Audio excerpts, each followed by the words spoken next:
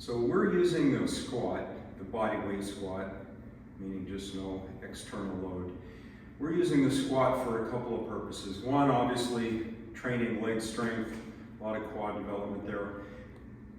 But we're also sorting out some technique. There's some nuances here that are essential to getting the best results and keeping our bodies healthy. It's common to squat with way too much quad involvement. Quads are involved no matter what, but if you start driving your knees forward early in the movement, especially right at the beginning, you're putting all of the work on your quads, and we're getting essentially no engagement on the big muscles on the backside of our body. That doesn't help. So in order to squat correctly, and this is true with weight, really for any situation, there needs to be engagement of the hips. So the first thing that you want to do is squeeze your tummy tight to stabilize your trunk and push your hips back. If you're just getting the hang of this, this can be a little sketchy. You feel like you're going to fall over backwards, in particular if these muscles on the backside aren't as developed as they should be. But that's why we're doing this. So it's helpful to grab, I've got a nice box here made for the purpose. You can use a chair, you can use a couch, cushion, pile of bricks, it doesn't matter. Get something that you trust isn't going to fall over on you, and is a big enough target that you're not worried about missing it, because that will cause some problems. Don't have anything sketchy or small that you're aiming for. But other than that, it doesn't much matter. So take a breath, squeeze your tummy, push your hips back, and keep pushing your hips back as far as you can, even to the point where you feel like, if you lose your balance like that a little bit in the beginning, one, it's super common, most people do. It's essential to go there though, because we're trying to learn to turn on these muscles. We have to push your body, or put your body in this position where these muscles are the ones holding you up.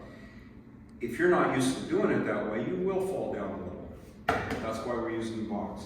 So, or support, chair, whatever it is.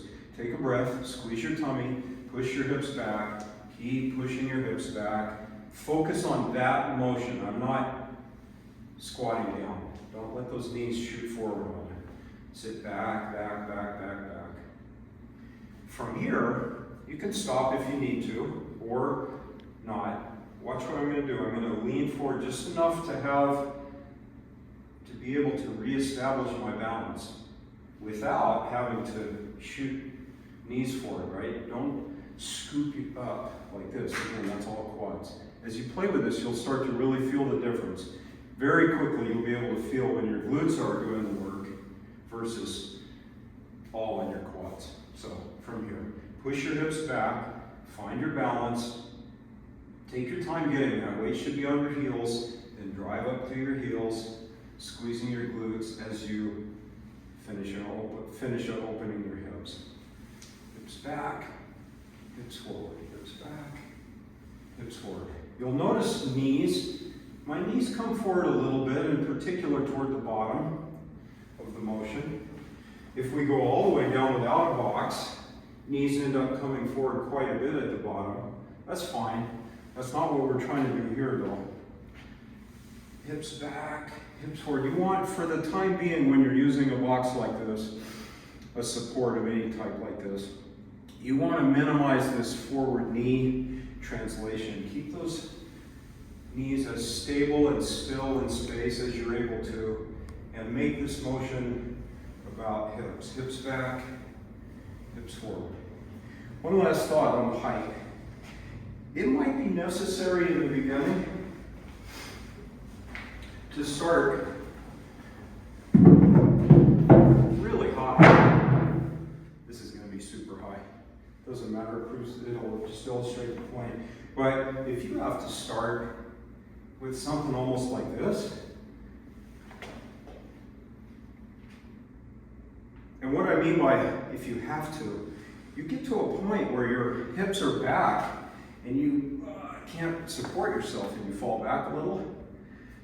That's the point at which these big muscles on your backside are disengaging. That's exactly what we're trying to find and to train our way through. So the exact height of the box doesn't matter in the beginning. Obviously, we want to get lower and lower and eventually not need the box at all.